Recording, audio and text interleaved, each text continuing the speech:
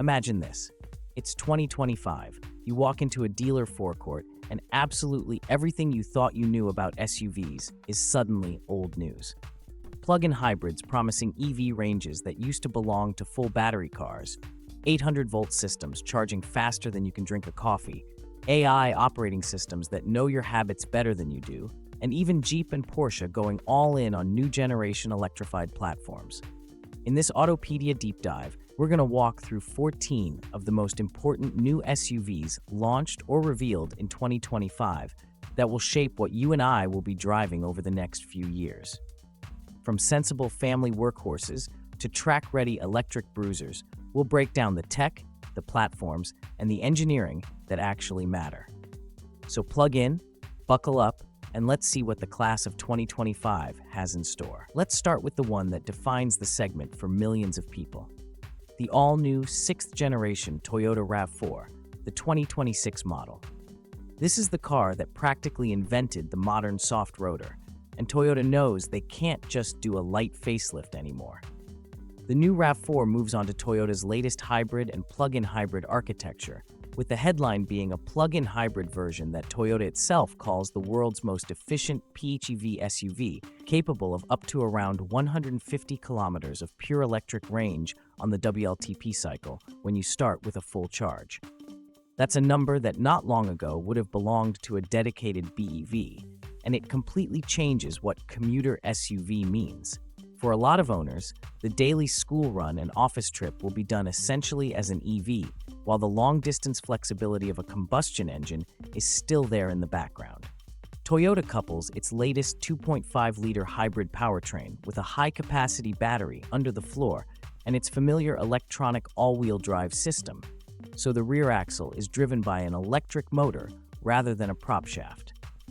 The result is instant torque for pulling out of junctions and proper traction on loose surfaces, with the battery mass helping to lower the center of gravity compared to the outgoing car.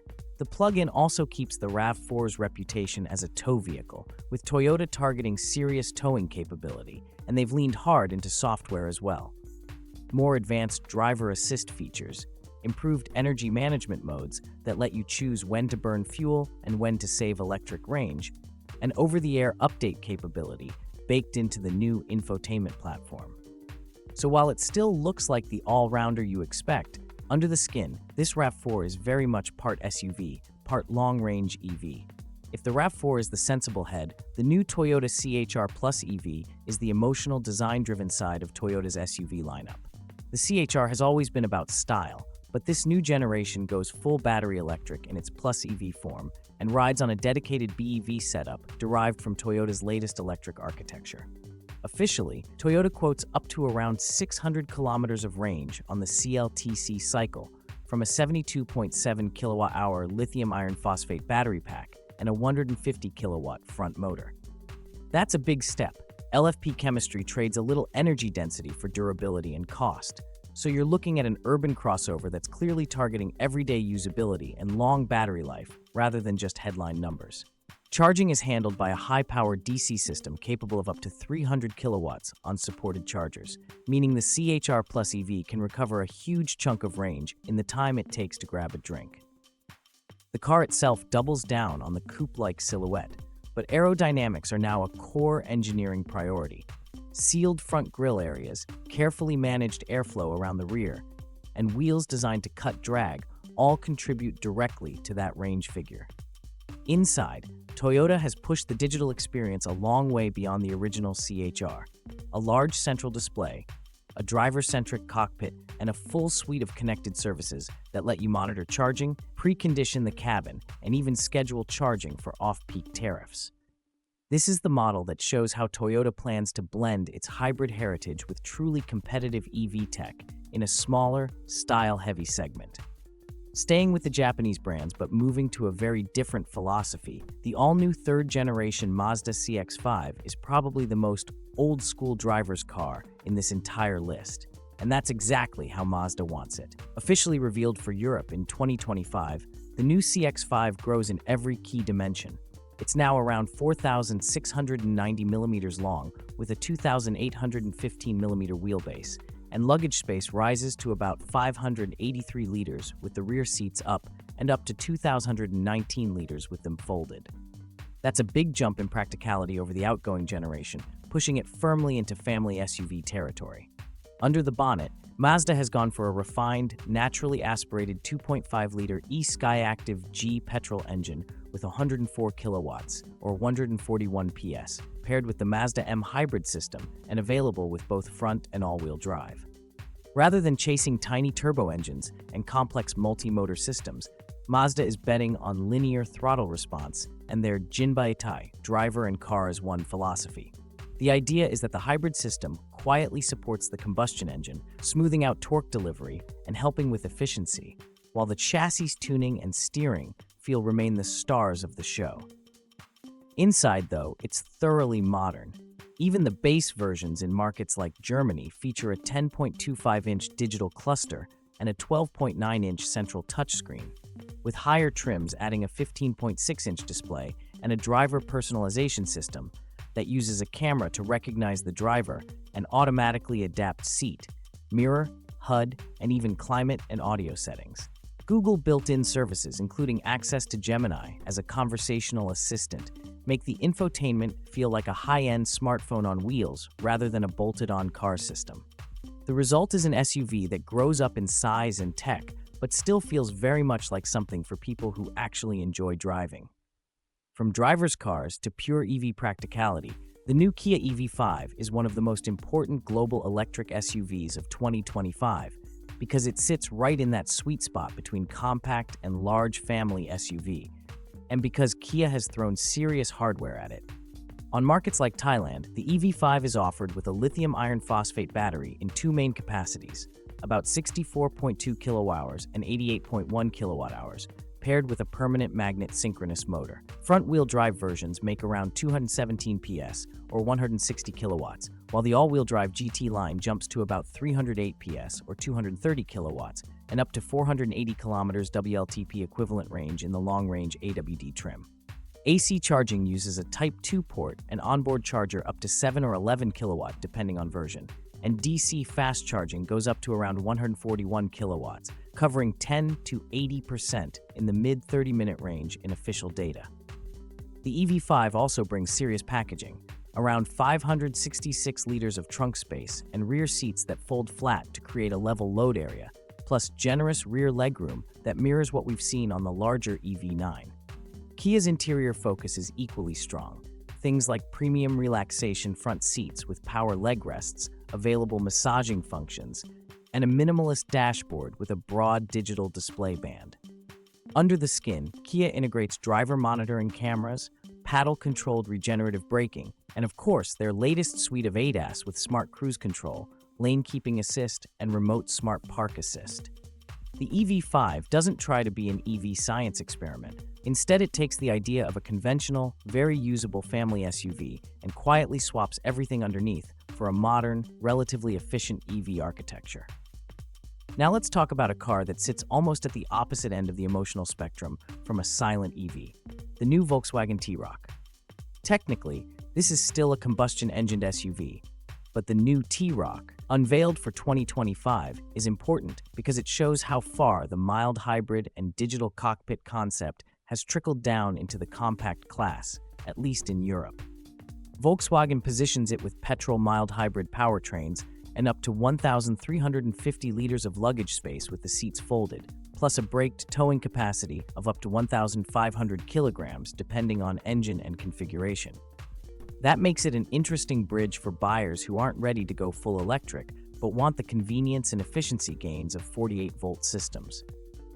Official fuel consumption figures for trims like T-Roc Trend, Life and Style sit in roughly the mid-5 liter per 100-kilometer range in the combined cycle, while the sportier R-Line still targets around 6.0 to 5.6 LSP 100 kilometers.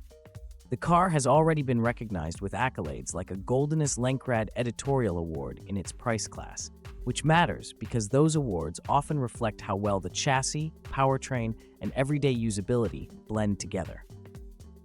Inside, the new T-Roc moves further into the fully digital era.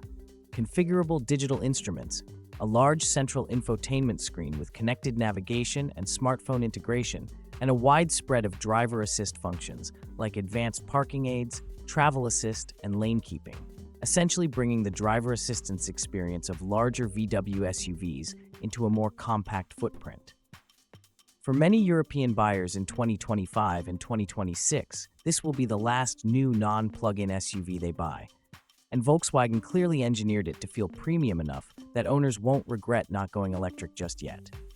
Of course, if you want premium badges but still prefer a conventional engine, maybe with some electrified support, Audi has you very well covered with the updated Q3 and the new generation Q5. Let's start with the Audi Q3, which for 2025 is offered in SUV and Sportback forms, as well as plug-in e-hybrid versions. On the combustion side in Germany, Audi quotes combined fuel consumption between about 5.3 and 9.0 liters per 100 kilometers, depending on engine and configuration, with CO2 emissions between 137 and 205 grams per kilometers. The plug-in hybrid Q3 SUV e-hybrid drops that dramatically when you use the battery as intended. Weighted combined fuel usage is quoted between roughly 1.7 and 2.1 100 kilometers, with electricity consumption around 14 to 15 kilo 100 kilometers and CO2 emissions in the 39 to 49 grams per kilometer range. Audi isn't just throwing in a token battery pack either. The Q3 e-hybrid is designed to do meaningful everyday mileage on electric power while keeping the TFSI engine for longer journeys. The Q3 family tops out at about 195 kilowatts, or 265 PS, and as little as 5.7 seconds from 0 to 100 in the quicker variants, so performance is covered. Inside, even the compact Q3 gets the big car treatment with Audi's latest digital cockpit, MMI navigation, and a solid baseline of driver assist tech, including adaptive cruise, lane keeping, and sophisticated parking assistance, giving you a taste of Audi's larger SUVs in a city-friendly package. Then we step up to the new Audi Q5, which in its current form sits right at the heart of Audi's SUV lineup and has been refreshed so heavily it essentially feels like a next-gen car. On the German site, the Q5 SUV is shown with a muscular stance, broad single-frame grille, and very crisp, modern lighting. And under the skin, the engine range spans efficient TFSI and TDI units, as well as plug-in hybrid derivatives branded as Q5 SUV e-hybrid. The PHEV's weighted consumption is listed as roughly 2.4 to 3.4 100 kilometers, with about 15 to 17 kilowatt-hour 100 kilometers electrical usage, putting it solidly into company car-friendly emissions brackets, while still handling long-distance work with a refuel rather than a recharge. Power outputs and performance figures vary, but the PHEV Q5s sit in the sweet spot of being brisk without trying to be faux RS models. More interesting, perhaps, is the cabin technology. Audi's new Q5 SUV debuts a sweeping OLED panoramic display that blends the Audi virtual cockpit plus with the central touchscreen and can be combined with an optional MMI passenger display so the front passenger can manage media and navigation independently. That's a huge shift from the previous generation, and it's supported by the full suite of Audi digital services via My Audi and over-the-air updates.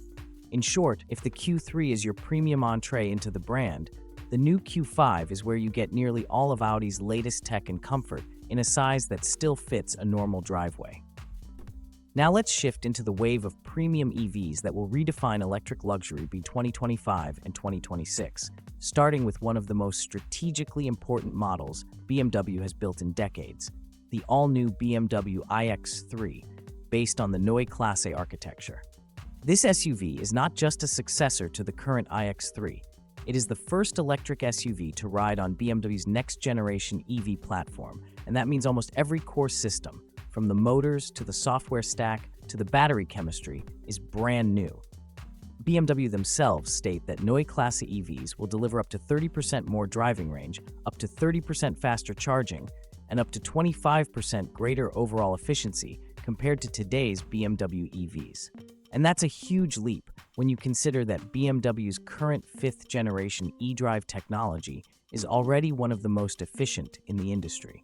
This iX3 will use BMW's sixth-generation eDrive system with cylindrical battery cells, arranged in a structural pack that forms part of the vehicle's load-bearing underfloor. The new cells are 46 millimeters in diameter and up to 120 millimeters tall, promising more energy density while reducing nickel content and eliminating cobalt in certain chemistries. BMW has confirmed that this setup supports 800-volt charging, allowing extremely high DC charging rates that make long-distance travel genuinely practical.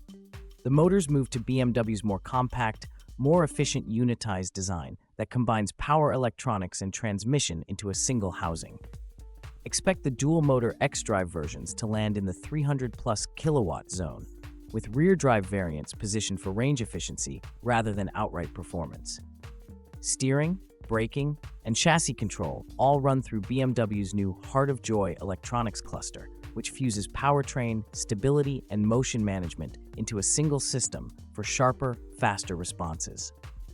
And of course, there's the dramatic new digital interface, BMW Panoramic Vision, a full-width head-up display projected across the lower portion of the windscreen. This is the iX3 that resets Munich's EV game for the next decade. From Munich, we go straight to Stuttgart, because Mercedes-Benz is preparing the all-electric GLC EV due for a 2026 market introduction. This model will sit alongside the combustion GLC, but ride on Mercedes' new electric vehicle architecture, or EVA, in a more compact form than seen on the EQS and EQE.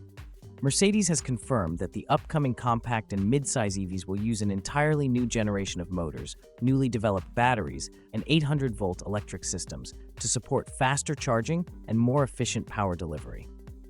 So this GLC EV won't be a reworked combustion platform.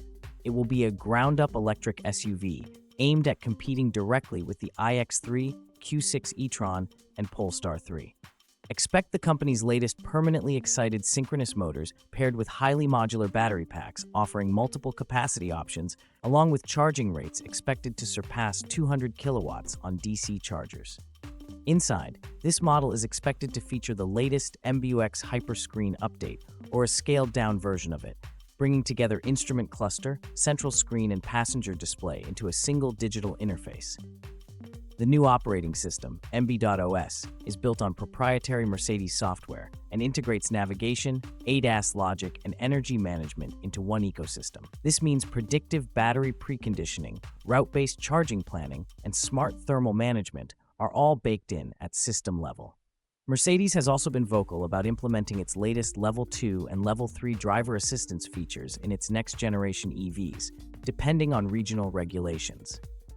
The GLC EV, then, becomes the most significant electric SUV Mercedes has ever launched in the critical midsize segment. Now, let's turn to a brand that has quickly built a reputation for minimalist Scandinavian design paired with serious engineering, the Polestar 3. Polestar calls it their first performance SUV, and they mean it.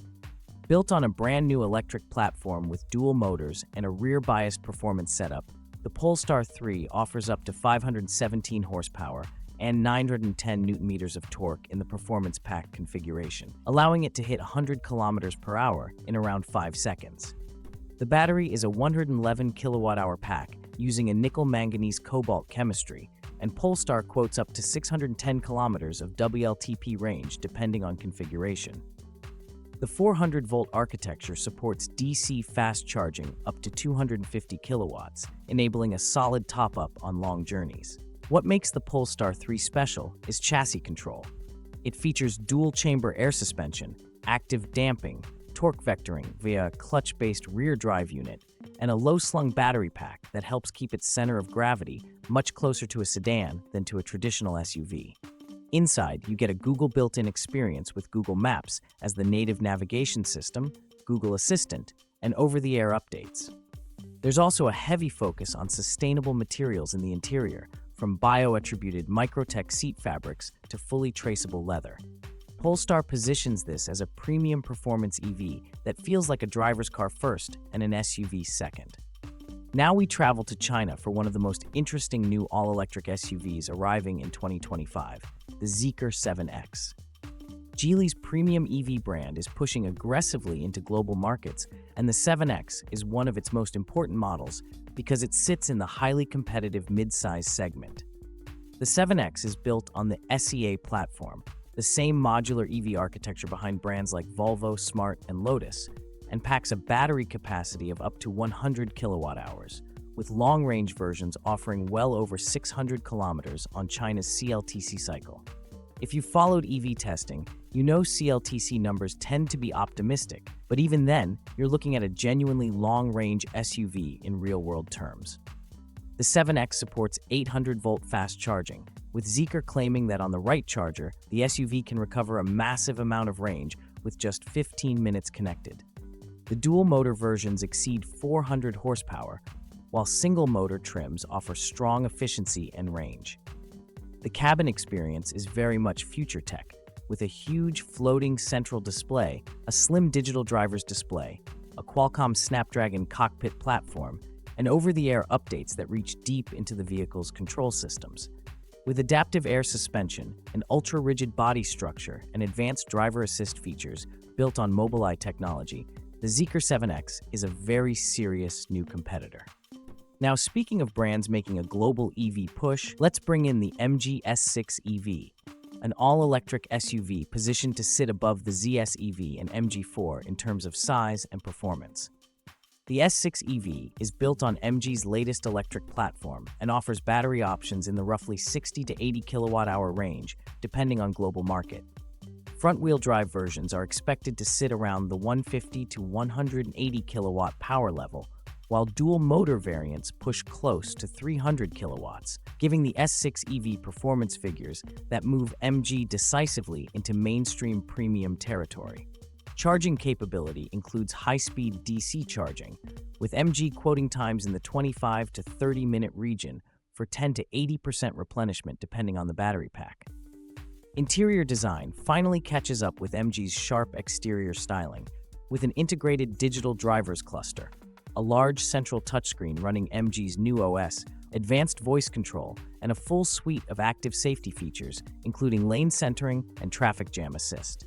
The S6 EV positions MG as one of the most globally aggressive EV brands, offering strong specs with very competitive pricing.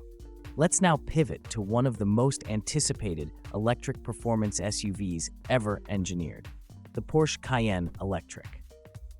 Porsche has officially confirmed that the next-generation Cayenne will be offered as a full battery electric model and will be one of the brand's first EVs based on its new SSP Sport architecture. That architecture promises higher energy density, an 800-volt system for extremely high charging performance, and a chassis engineered for driver engagement, even with the weight of a full electric powertrain. Porsche's next-generation electric motors are more compact and more thermally efficient, designed to deliver repeated high-load performance without degradation. Expect dual-motor all-wheel drive setups, producing outputs well into the 400 to 500 kilowatt range on high-performance variants, with a driving character aimed at matching or exceeding today's Cayenne Turbo GT in everything except engine noise. Battery technology for the Cayenne Electric will draw from Porsche's work with the Taycan update, which features more energy-dense packs and significantly updated thermal management. Charging speeds exceeding 300 kilowatts are expected, which on the SSP Sport platform should translate to very short charging stops on 350 kilowatt public chargers. Porsche is also working on a new generation of active suspension systems, combining air suspension, rear axle steering, dynamic chassis control, and torque vectoring, meaning this Cayenne will not only be fast in a straight line, it will be engineered to feel balanced and agile on demanding roads. Inside, Porsche's latest infotainment platform brings together Android Automotive OS, seamless device integration, and an expanded set of driver assist systems, including Porsche InnoDrive for semi-automated highway driving. Finally, we close with a model that shows how even rugged, off-road-focused brands like Jeep are adapting to the electrified era: the 2026 Jeep Compass. The new Compass represents a full model shift and is expected to ride on Stellantis' STLA Medium platform, the same global EV-capable architecture underpinning models like the Peugeot e-38 and various upcoming Alfa Romeos. That means the Compass will be available as both a combustion model and a full EV, depending on market. In EV form, expect battery sizes in the 80 to 98 kilowatt-hour range. WLTP ranges potentially exceeding 600 kilometers on certain trims, and single and dual motor variants, offering both front-wheel drive and all-wheel drive capability. Jeep has openly stated that the brand's future compact SUVs will emphasize off-road traction even in electric form, so expect dual-motor configurations with trail-oriented drive modes, simulated low-range behavior using software-controlled torque multiplication, and enhanced underbody protection to handle rough terrain. Inside, the 2026 Compass will adopt Stellantis' latest digital cockpit, running their new Android-based operating system, bringing a high-resolution central screen, a full digital cluster, Level 2 driver assistance, and Jeep Connect features for remote monitoring, charging control, and over-the-air updates. The design will be boxier and more muscular than the current Compass, aligning it visually with the incoming next-generation Jeep lineup. This is a pivotal model because it marks Jeep's transition into global electric platforms while still maintaining the brand's identity as an adventure-focused SUV maker. So that brings us to the end of the most important SUVs launched or revealed in 2025, and what a lineup it is. From Toyota's ultra-efficient hybrids to Kia's family-friendly EVs, from BMW's Neue Klasse revolution to Porsche's electric performance ambitions, and all the way to Jeep's electrified off-road future. What we're seeing is not just a new model year, it's the automotive world rewiring itself in real time, blending EV tech, digital intelligence, and classic engineering in ways that will shape the next decade. If you enjoyed this deep technical dive and want more engineering-focused analysis like this, make sure to subscribe to AutoPedia, hit that like button, and tell me in the comments which of these SUVs you'd most like to test drive. Until next time, this is AutoPedia, signing off.